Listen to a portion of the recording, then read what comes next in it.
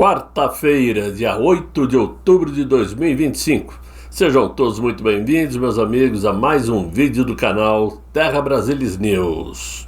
Muito bem. Ontem, então, aconteceu a caminhada lá em Brasília, que partiu da Catedral até próxima à Esplanada dos Ministérios. Um evento que, por mais que tentem desmerecer, fez com que os órgãos, as instituições cercassem praticamente toda a área da esplanada de soldados, né?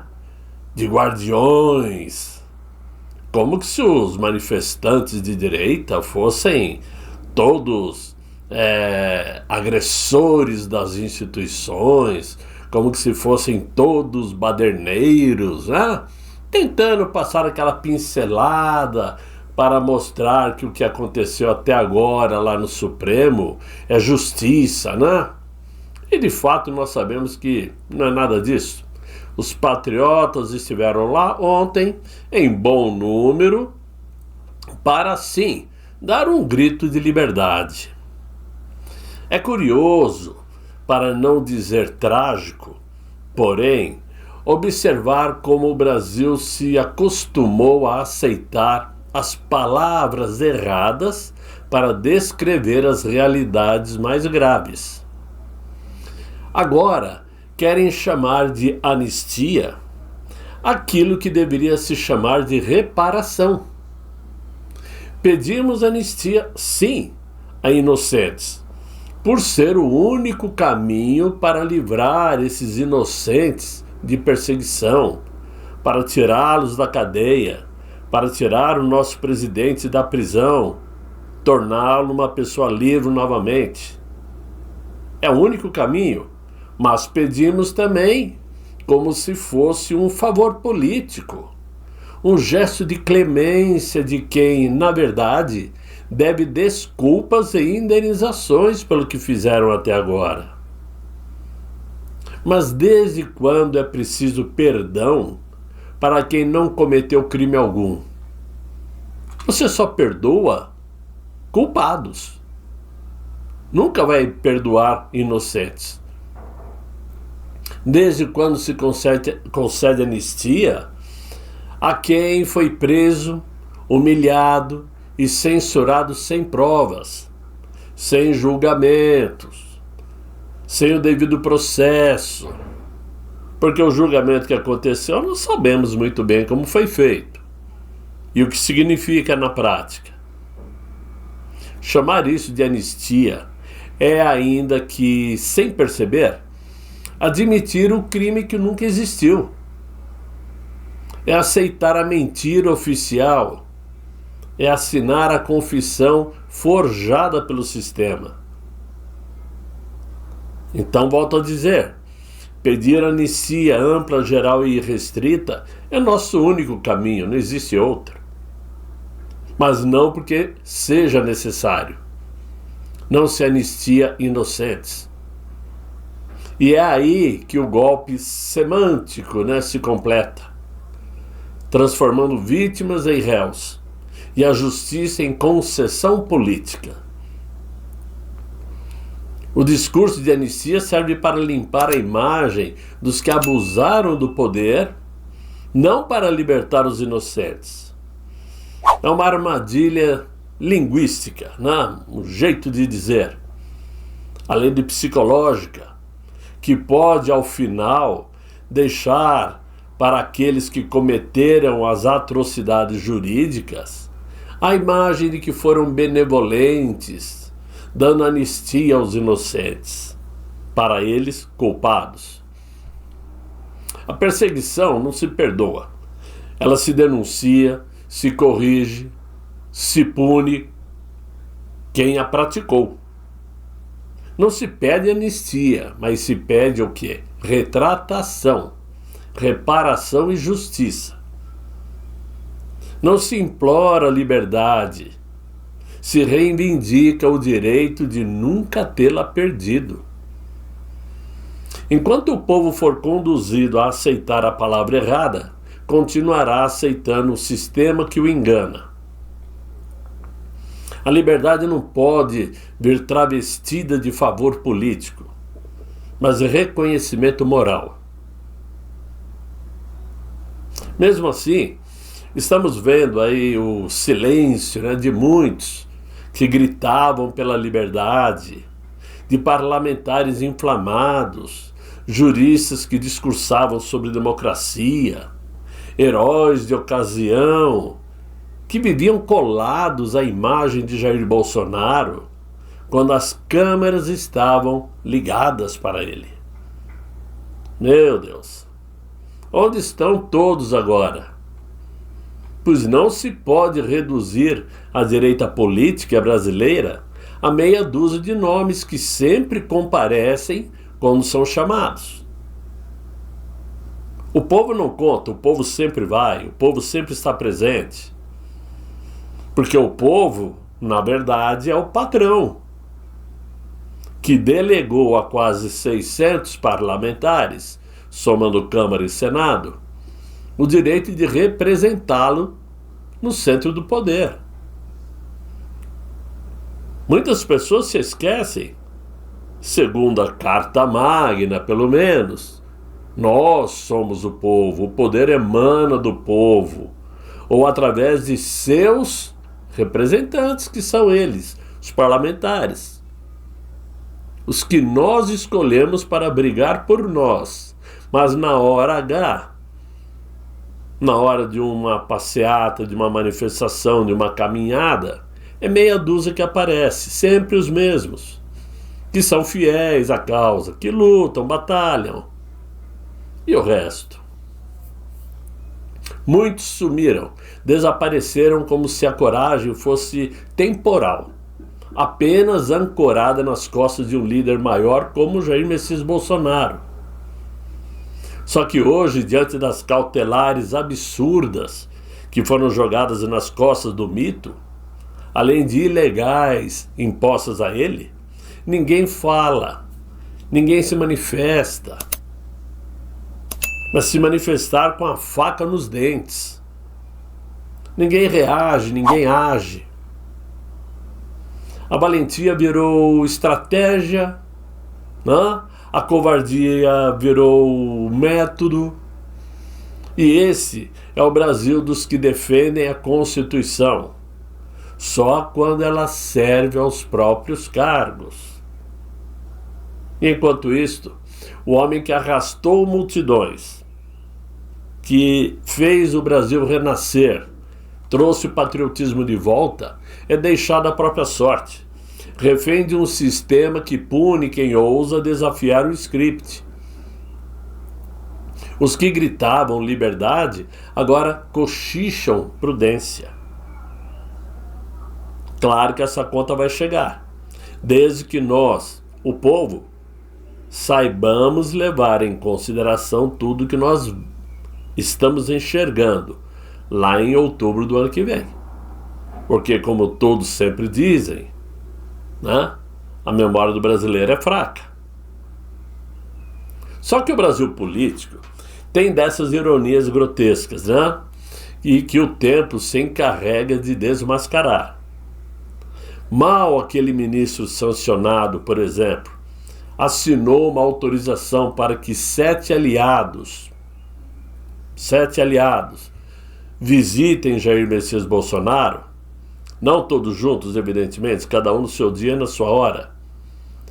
Desde então, já se formou uma romaria de sorrisos forçados, necessitados de apoio. Câmeras posicionadas e discursos ensaiados, todos eles autoproclamados defensores da liberdade, os cavaleiros da moral, os mesmos que se calam diante da perseguição e agora marcham até o ex-presidente como quem busca a sua bênção, né? Mas de olho mesmo é no pleito eleitoral do ano que vem. Não vão visitá-lo lá porque, puxa vida, estamos tristes, chateados. Ô, Mito, como você está? Força, presidente. Nós contamos com você. Isso é só da boca para fora. A língua sempre é afiada. De um lado, Valdemar Costa Neto, que até me chamaram a atenção nos comentários para que eu não fale mal do Valdemar Costa Neto, né? Que é o comandante do Partido Liberal, que só existe hoje graças a Jair Bolsonaro. Não fosse ele, o PL era outro partido nanico. Né? Valdemar Costa Neto, que tenta transformar o calvário de Bolsonaro em ativo partidário, vendendo influência no Congresso e negociando com o Centrão. Sabe o quê? Aquilo que se chama dosimetria. Por que o Valdemar Costa Neto não está gritando anistia ampla, geral e restrito? Ele só fala anistia. E na verdade é dosimetria. Dosimetria é uma anistia disfarçada para aliviar o peso de decisões do Supremo, mas sem enfrentar o sistema que o próprio partido diz combater. Ao redor dele, orbitam aí nomes conhecidos, como de Ciro Nogueira, né? Com passagens marcadas pelo pragmatismo eleitoral, né? Aquele que diz ser amigo próximo do mito, mas do lado de fora trabalha de forma diferente, né? Esses são os rostos que surgem diante das câmaras para reafirmar lealdade, mas que nos corredores do poder conversam baixinho, né? Sobre acordos, cargos e emendas, além das aproximações com o governo, que eles tanto dizem odiar, combater. O tal do Fufuca aí, por exemplo, que era para ter deixado o cargo lá do ministério, se recusou a deixar. O que o PP fez? Expulsou? Não. Só suspendeu ele da liderança. Me enganem que eu gosto, né? Vários dos que visitam Jair Bolsonaro carregam a bandeira da solidariedade, mas o pano da bandeira é costurado com fios de conveniência. Não defendem a causa, defendem o cálculo eleitoral. Essa dosimetria, esse termo frio e jurídico, virou o refúgio dos que não têm coragem de lutar por uma anistia plena, ampla, geral e restrita, porque sabem que seria declarar guerra ao establishment. Então maquiam a rendição com palavras técnicas, fingindo aí neutralidade. É a política do meio termo, do vamos aliviar sem romper, do manter o discurso, mas garantir o foro. Enquanto o povo continua nas ruas, sem verba, sem cargos, sem mídia, e ainda por cima esses visitantes de conveniência posam para fotos na porta da casa de Jair Bolsonaro, como se o simples gesto de apertar-lhe a mão fosse a sua redenção. Mas a história cobrará, isso é fato, e o eleitor mais cedo ou mais tarde entenderá quem realmente defende a liberdade e quem apenas visita a liberdade para pedir votos. Quando o próprio Valdemar Costa Neto, ontem, foi elogiado por nada mais nada menos que José Dirceu, para quem não sabe, né? É para abrirmos os olhos. Pois é, pode até parecer que estou aí exigindo demais dos nossos sacrificados parlamentares. Claro que contém ironia no que eu estou dizendo. Mas em política é assim, minha gente. Primeiro vêm os interesses deles, depois a ação. E na maioria das vezes tarde demais. Para mostrar como é a cabeça do político, principalmente dos mais malandros, picaretas, né?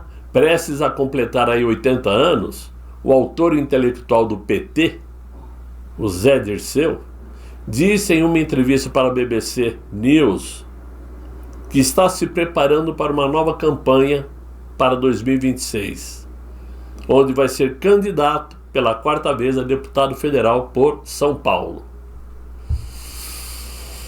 A nova disputa, segundo ele, é um pedido expresso do Inácio e na qual ele pedirá votos como uma forma de justiça e reparação, após ter cumprido prisões que ele considera injustas pelo caso do Mensalão e pela Operação Lava Jato. José Dirceu voltou esse ano a ocupar uma vaga na direção nacional do PT. Agora, prestem atenção no que eu disse há poucos minutos, que o que devemos pedir pelos patriotas presos é justiça e reparação. Frase pedida pelo José Dirceu, que de fato cometeu crimes, né? E ele se sente no direito de pedir reparação, mesmo sabendo o que fez contra o Brasil. Imagine os patriotas do dia 8 de janeiro de 2023, que nada fizeram a não ser pedir socorro com bíblias na mão. Esses precisam de reparação, de indenização. Mas a artimanha de pessoas, como que eu posso chamar, nefastas, como o José Dirceu, é capaz de vestir aí o manto da santidade até quando está trabalhando para o mal. E talvez por isso tenha afirmado na entrevista, por exemplo, para dar aquele ar de santidade, né? Que para ele, Jair Bolsonaro não tem condições de ficar em prisão comum, por ser muito instável emocionalmente e sem autocontrole, além de estar enfrentando um quadro de saúde sensível no momento. Para ele, é justo, portanto, que Bolsonaro fique preso em casa, nas mesmas condições atuais do também ex-presidente condenado Fernando Collor de Mello. Meu Deus do céu, que heróico, que santidade esse José Dirceu, não é? Ao mesmo tempo, ele afirmou, olha só, como se diz, é uma alfinetada com ar de elegância. Ele afirmou que o Valdemar Costa Neto é o político mais hábil da direita, mais hábil que a direita tem. É um dos quadros mais qualificados da política brasileira. Qual é a intenção disto? Obviamente, ajudar a enfraquecer ainda mais a direita, mesmo Valdemar Costa Neto sendo o que é, que eu já cansei de falar e vocês também sabem, santo nunca foi. Vamos lembrar que, segundo José Dirceu, ele e Valdemar Costa Neto, melhor dizendo, foram colegas de cela quando foram presos lá no Mensalão. Ao mesmo tempo em que ele elogia Valdemar Costa Neto, ele faz questão de marcar na memória das pessoas a lembrança de que Valdemar foi um dos articuladores da aliança entre PT e o PL em 2022, para mostrar quem é Valdemar Costa Neto. Né? Me faz lembrar aqueles tempos de colégio, de infância, né? Que o grandalhão, o inimigo da gente, chegava, dava aquele abraço no pescoço da gente, quase esganando a gente, chutando o tornozelo e dizendo: não mexam com meu amigo, não mexam com meu amigo. E a gente quase morrendo com falta de ar e a canela inchada. É mais ou menos isso que o José Dirceu fez.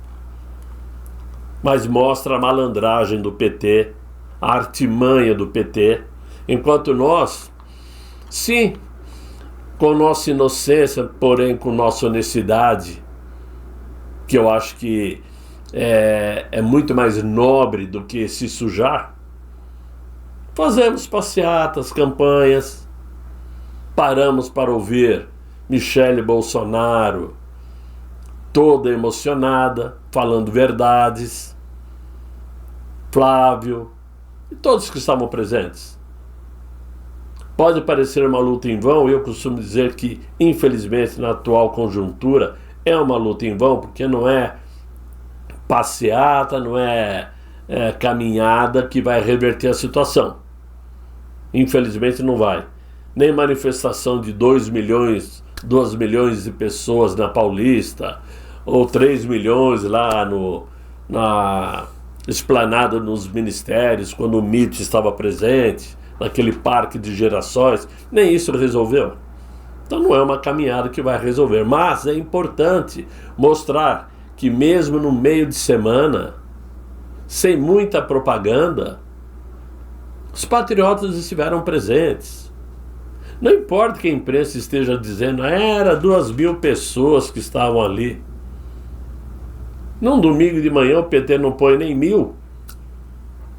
Com sindicato, balões, cachorro-quente e artistas cantando também. Com esses artistas cantando espanta o público mesmo, né? Claro.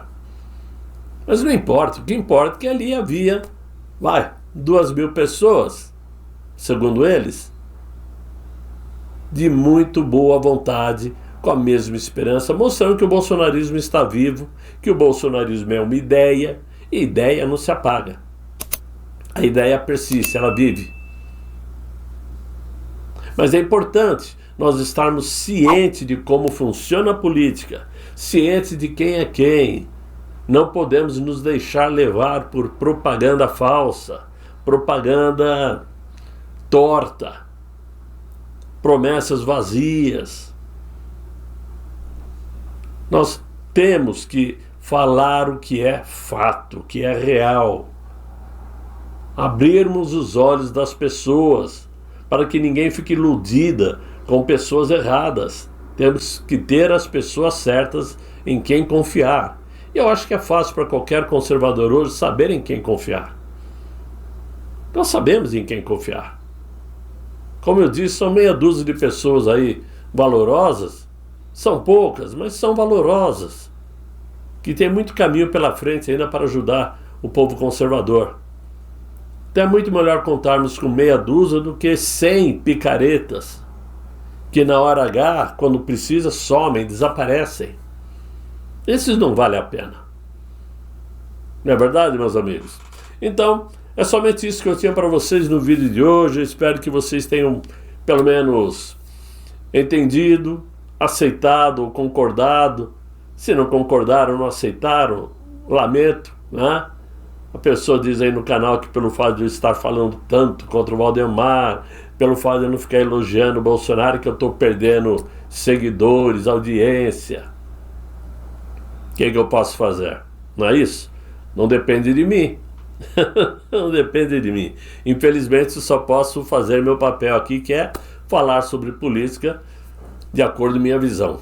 Mas eu espero que vocês tenham gostado desse vídeo. Se gostaram, deixem aí os likes, se inscrevam no canal, chamem seus amigos aí para me acompanhar. Eu espero voltar amanhã com um novo vídeo, se Deus quiser, e Ele há de querer. Fiquem todos muito bem, fiquem com Deus.